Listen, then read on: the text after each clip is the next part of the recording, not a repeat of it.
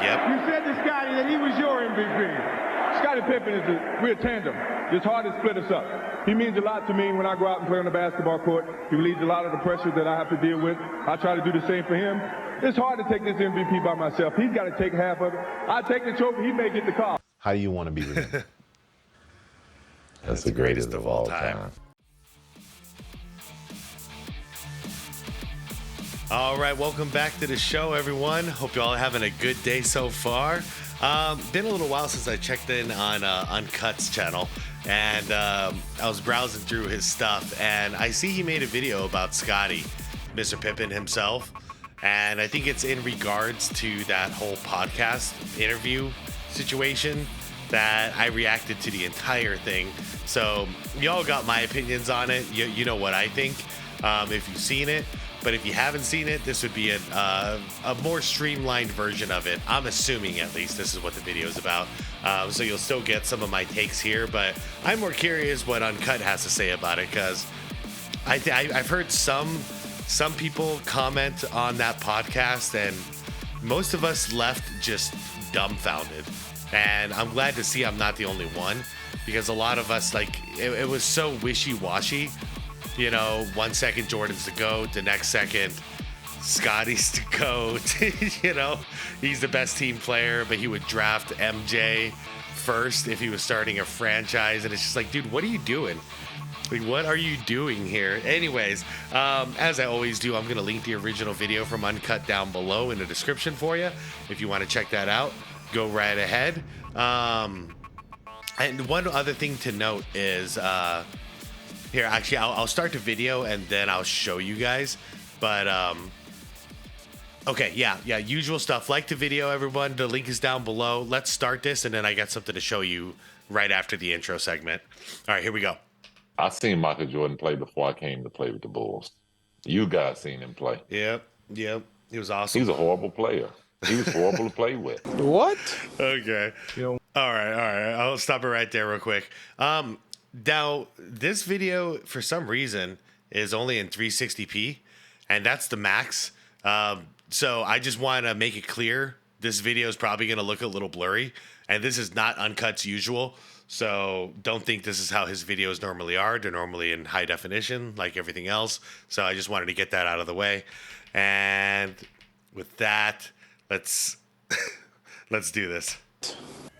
You know, when I was here before I retired, I overshadowed Scottie a lot. You know, and he didn't get the recognition that he truly deserved. In all the videos, you never just saw me. So Scottie Pippen. As you accepted the trophy, you said to Scottie that he was your MVP. Scottie Pippen we're a tandem. It's hard to split us up. He means a lot to me when I go out and play on the basketball court. He relieves a lot of the pressure that I have to deal with. I try to do the same for him. It's hard to take this MVP by myself. He's got to take half of it. I take the trophy. He may get the call. How do you want to be remembered? That's the greatest of all time. God dang. You know, sometimes when I'm in the moment and I'm talking about these things, I think I'm exaggerating.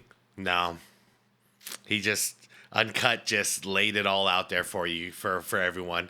Jordan has never said anything but nice things, complimentary things about Scottie Pippen, praised him, always wants us to remember that it wasn't just Jordan. It was a tandem. It was a 1-2 punch between him and Pippen. Pippen? Oh, it's a whole different monster. When it comes to the legacy and career of one Scottie Pippen, it's becoming increasingly more complicated, increasingly more difficult to judge this guy every single season, as Pippen himself makes comments nearly every single month, bashing Jordan, bashing his coaches, and really bashing everyone except Scottie Pippen. Yeah. I seen Michael Jordan play before I came to play with the Bulls. Oh, no. You guys seen him play. He's a horrible player.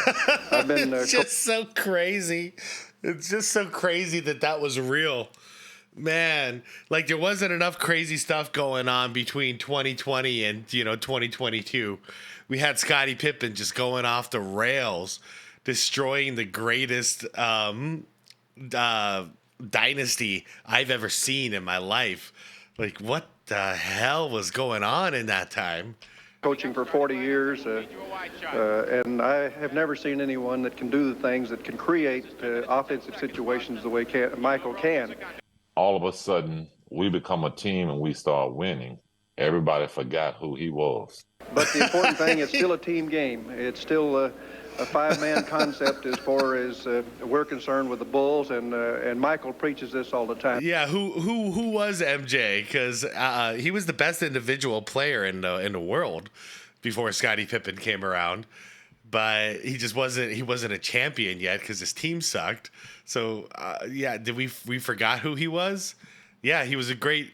Oh man, I'm just not going to stop. He'd much rather win the basketball game than to score a lot of points. I assure you.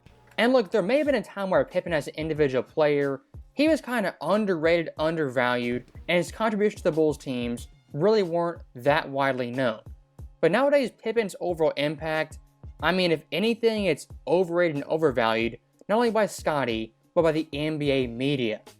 Michael Jordan, before he got Scottie Pippen, never won a playoff series. You keep talking about how great he was, but how great was he without Scottie Pippen? Just a guy that put up a lot of stats. Before Scottie Pippen got there, a total and complete... So it's what LeBron James ended up being.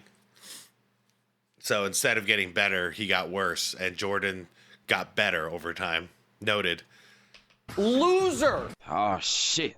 Here we go again. Yeah. When you see someone like a Shannon Sharpe or Nick Wright just be so disingenuous and dishonest with their audience, it really is super frustrating.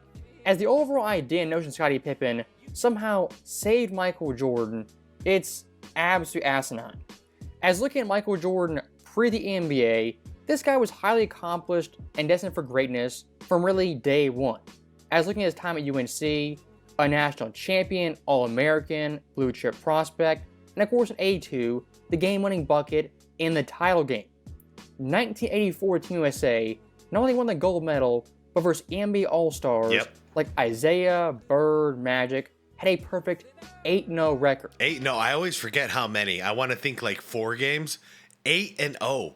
It was not luck. They killed the NBA legends. And this was college Jordan. Long story short, Michael Jordan, by about 1986, everyone knew this guy. He was the next one up and the next great one to take over the 1990s. Good God. He is by far the best guard in the league. He's putting up points to being triple teamed because his team was so trash. To that game, we said, hey, this guy Michael, he's pretty darn good. Michael was spectacular, and sometimes you get hot and you score a lot of points. But that day in a playoff game in the Boston Garden, that was special. Mm-hmm. Michael was very, very special. We all knew it. We all knew it after that game. And, 34 years later, he's still being considered the greatest player of all time. Hey, Michael Jordan and Steph Curry sat down and had a conversation on a golf course. I did a reaction to it recently, and they both agreed that Danny Ainge is their favorite player, ex-NBA player to play golf with. I think that means they like taking his money. I'm not sure. Quick plug for Uncut. He was in my comments. If you're watching, shout out Uncut. What's up, man? Uncut commented that the continuation of the truth about Michael Jordan's career, I think that's the name of the series, where he's breaking down every single season, especially in the playoffs, what the truth was of how he was in the playoffs. That next part is coming soon, he said. So I'm looking forward to that. I know a lot of you guys are too. I know I just described it terribly, but it's basically he's watching all the games and breaking down all the individual games stat wise and just like what was going on in those games, whether, Jordan's being double team, triple team, and, all that good stuff. So it's been one of my favorite series on YouTube. And I just wanted to plug that real quick for Uncut because it's fantastic work.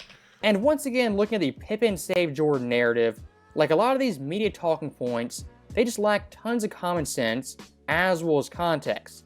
As looking at Pippen in '88, this guy was a rookie, a role player, and a bench player for the entire regular season. Yep. Michael Jordan, of course, the MVP, DPOY, scoring champ, and steals leader. I always got to point it out. It's unbelievable. while being triple teamed. 54% shooting. Crazy. Jordan debatably was the best player in the NBA. And looking at both Jordan and Pippen's first playoff game together, 1988 versus the Cavaliers, Game 1 in Chicago. Michael Jordan, 50 points. Scottie Pippen off the bench, put up a donut. 0.0. Contrary to the media narrative of Scottie Pippen, he wasn't prime Pippen from day one, and 88 was far from it. And to give you guys a better perspective on this, Michael Jordan Game 1 versus the Cavaliers, his overall game score was 34.2. In Scottie's entire playoff career, his highest game score was 31.9. I'll break it down like this. MJ was a freak, right? So he came in his rookie season, and he was already one of the best in the world. Some would argue he's the best in the world. Right out of the gates, rookie year, that's not normal. Scottie Pippen took more of a normal route as far as his career went. So the first couple of seasons, he's just figuring his crap out. He's slowly but surely incorporated more into the offense and the defensive scheme, and he's becoming more of a role player. And then by 1990 or so, that's when the Scottie Pippen we know and love became Scottie Pippen. And that lasted until about 96, I'd say. 96, maybe 97 if we want to push it. So his prime was about 7 years there. But those first couple of seasons, no, man. I mean, he was just developing as a player. Jordan, from day one with Scottie Pippen in the playoffs, was better than Pippen at his best in his best game ever. Oh, yeah. And of course, looking at games 2 and 4, Jordan those games also had a higher game score than Pippen ever had in his playoff career. You just blew my mind. If you say Pippen saved Jordan from day one, just made him an entirely different player, changed the Bulls franchise, you in fact are overrating Scottie and undervaluing Michael Jordan. And also undervaluing Phil Jackson and Horace Grant, and I'll pretty much stop it there. Everyone else is just kind of role players, but they had to build a team. Scottie Pippen was the first major piece to come in. Phil Jackson, Horace Grant was the next piece because they came in at the same time. And after that, they started building a team, but it still wasn't right. They needed the right coach, and that ended up being Phil Jackson and Tex. So there was multiple steps to get to achieve until they were championship ready, and it only took a couple years. As looking at Jordan this series, 45.2 points per game on 55.9% shooting. Yeah. Compared to Pippen, averaged more points, boards, assists, steals, and blocks. Scottie's best game this series, it came in Game 5 in Chicago, a do-or-die game for the first round. And Scottie this game had a very impressive outing, scoring 24 points, a season high. Now here's the catch. Nice. Yes, Pippen was playing well, playing very good, and out of his mind. But in the fourth quarter would foul out, forcing MJ to close the deal by himself, and of course, win the series. Yeah, you could tell because they wouldn't be so celebrating if he was fouled out. Unless this was like a freak instance. He really excelled that game. It's a foul on Scottie Pippen, and that's his 6th foul. Pippen fouls out. Jordan 11 of 14 from the line by Mark Price. He has 4. He's 13 of 16 from the line. Nice. And 37 points in the game. No pressure. No pressure. To tie. That crowd is way too loud, man. They got to be quiet when he's shooting those free throws. But the Bulls can start to celebrate. Ball game. Ball game, indeed. So that right there is pretty clear-cut and simple. Pippen at 88 was not prime Pippen, not even close to it. As of course, games 1 through 4 was coming off the bench. And even in Game 5, where he played really well, fouled out of this game, forcing Jordan to close it by himself.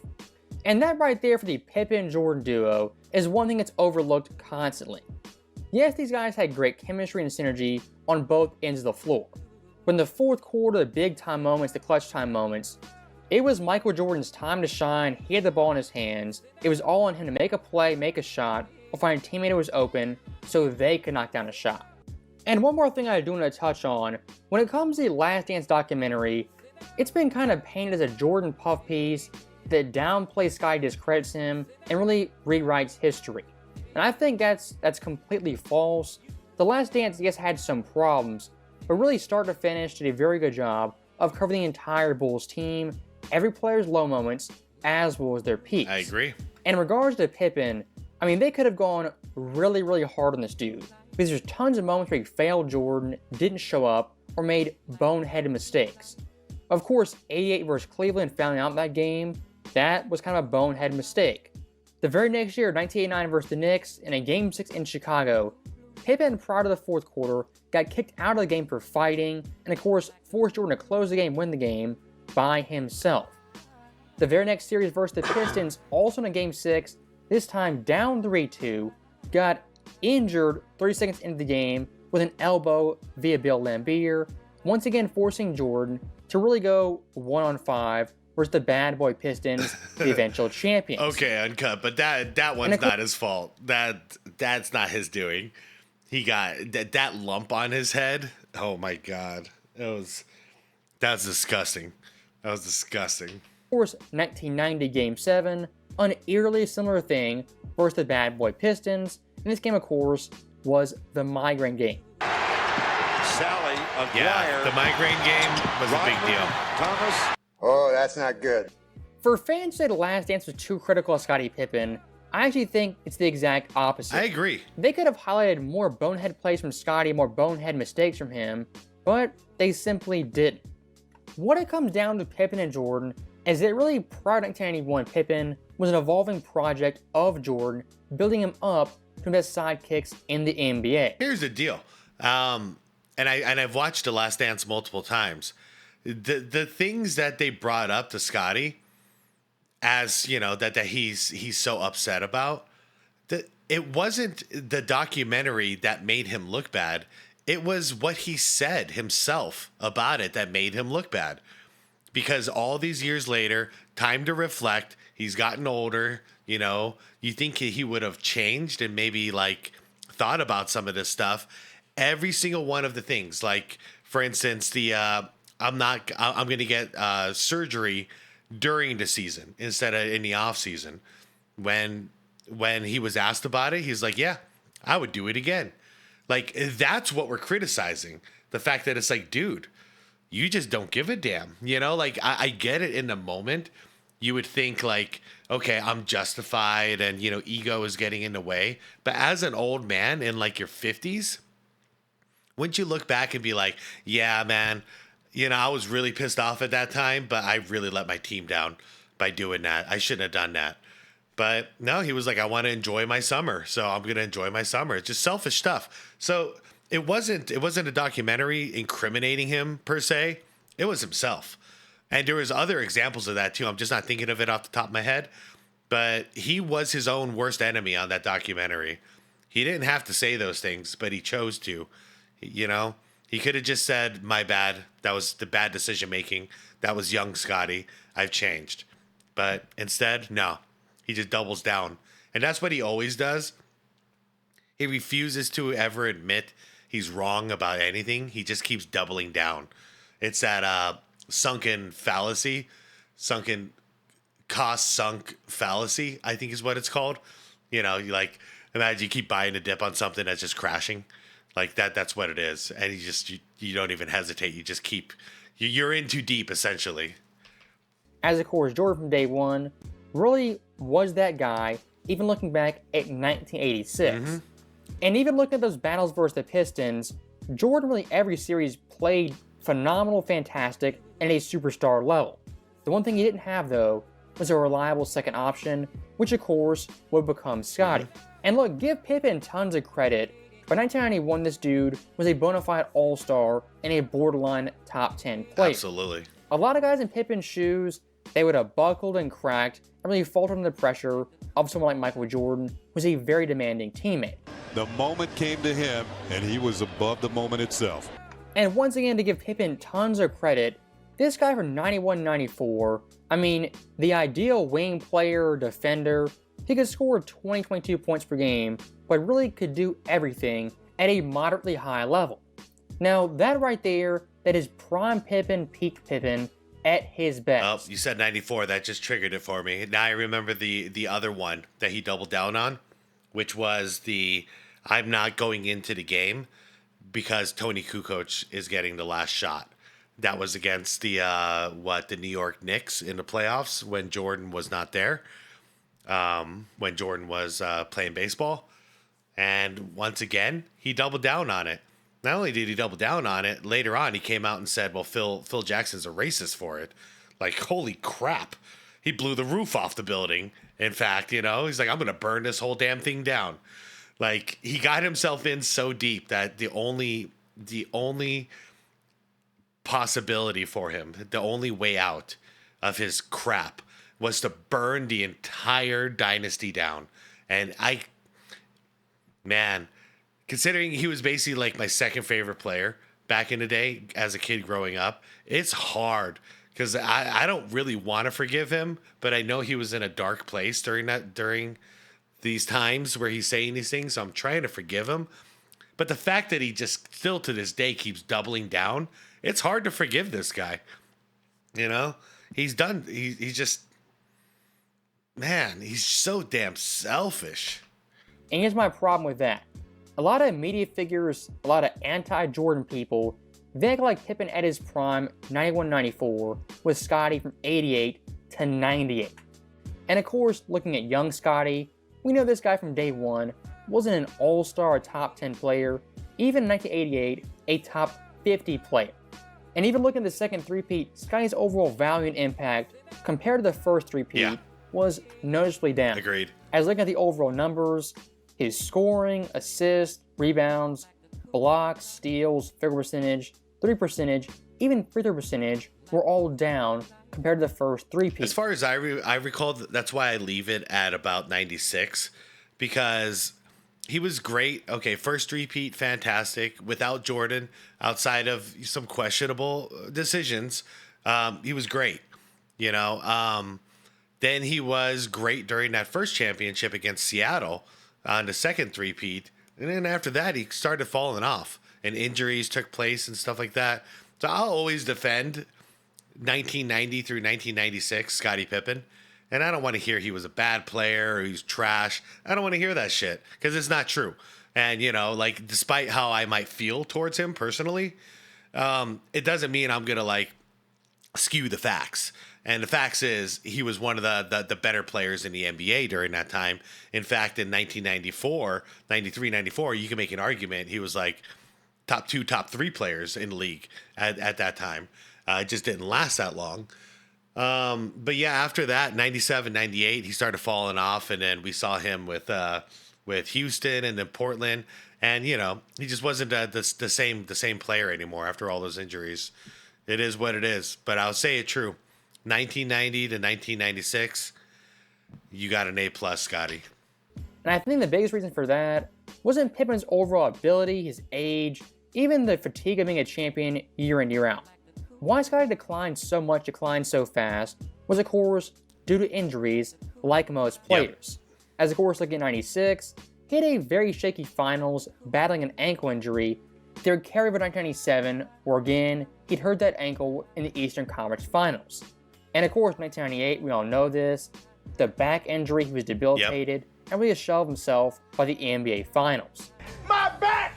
My neck and my back! Oh. At this point, I'll Scottie settle it now for $20. He's gotten tons and tons of credit, and credit for things he really never did or never had to do, because of course, he was playing alongside Michael Jordan, the greatest player in NBA history. As always, thank you guys for watching. Hope you enjoyed it. Damn. I'll see you next time. Man, great video as always, uncut. I'm gonna be fair. He got the exact correct amount of credit, and that's why I always felt like this was done so well, because you got Phil Jackson always singing Scottie's praises. You got Michael Jordan always singing Scottie's praises. One could say a little too much, but I think he deserved that because, on a lot of on some other teams he could have potentially not for sure, but he could have potentially been, you know, a number 1 option in some teams. But I think most teams he would have been a number 2. But either way, we all know, no one man wins alone. So Jordan needed a number 2 guy, somebody to step up, you know, not be afraid, and just stand there during the fight with him. That's what MJ needed, and that's what Scottie became on most days. Some days he wasn't, you know, he tapped out of the fight, but the majority of the days, Scottie stood right there with MJ. And that's all MJ needed, and Scottie was willing to do that, and he deserves all the credit in the world for that. But now that he's basically bashing Phil, bashing MJ, saying he's the greatest and all this nonsense, now I think a lot of people are feeling like, well, we were giving you too much credit anyways, because, you know, we thought that was the right thing to do. But now that you're bashing all these people who were crucial to your success, I don't really feel like giving you all that praise. You know, like I find myself even hesitating when I'm talking about 1990 to 1996 prime Pippen, because I'm a little pissed off at the guy for all the stuff that he said and done. But I'm trying to be fair, so I'm gonna try to remember him as I remember him on a basketball level. On a personal level, shoot, I'll say whatever the hell I want about Pippen. It's embarrassing what he's doing. I'm disappointed, and he sets a good example about checking your ego from a young age, as young as possible. Destroy your ego, rebuild it as an adult, because he still has this childhood ego to him that he's so insecure and he needs so much validation that it's seriously unhealthy. It's like teenager behavior. So, you know, I do my best to check those things in my life, because I've seen these people, some of my heroes, grow up to be absolute terrible monsters. And I never want to be like that. And I also want to look for the signs, because some of my old friends have become the same type of people, where they forgot the journey, you know? Whenever they found success, they forgot the journey, they forgot what it took to get there, and they forget all the people who helped them get there. And I never want to be like that, and I don't respect people like that. So, I mean, it's part of the reason why I don't like LeBron James. When he was young, I liked him. But now that he's gotten older and he just wants to take all the credit for everything, just like Scottie's doing, I'm like, dude, you had a lot of help, buddy. You know, just like Scottie. You had a lot of help, man. You know, you had what people are calling the greatest coach of all time, and you had the greatest basketball player of all time. You had a lot of help, bud. So to take all the credit is pretty embarrassing. Anyways, everyone, with that, I'm gonna head out. Uncut, fantastic video. Yeah, link is down below for Uncut's channel if you guys want to check it out. Like I said, he's got a cool series coming out, or an addition to the series coming out real soon here, and I'm looking forward to it. Everybody, please leave this video a like, subscribe to the channel if you want more content like this, hit that bell notification if you want to get notified for the next one. And as the real me says, be water, my friends.